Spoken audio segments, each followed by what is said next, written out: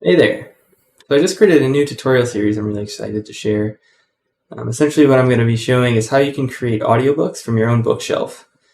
So how it works is you'll be able to just make a video of yourself turning pages of a book. I've already done that, and there's an example one you can use. And we're going to sort of teach a computer how to recognize when I've turned the page.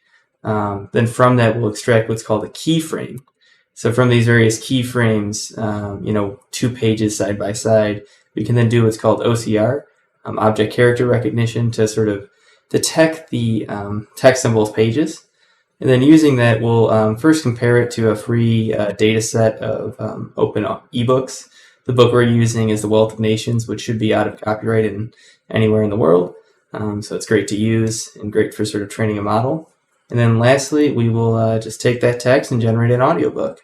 So I hope it can really inspire you to do some of your own projects using books.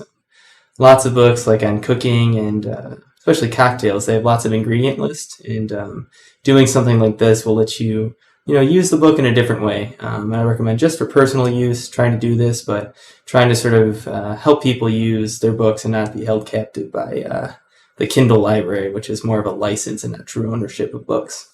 Anyways, hope you enjoy. Click through the playlist to see how it's done.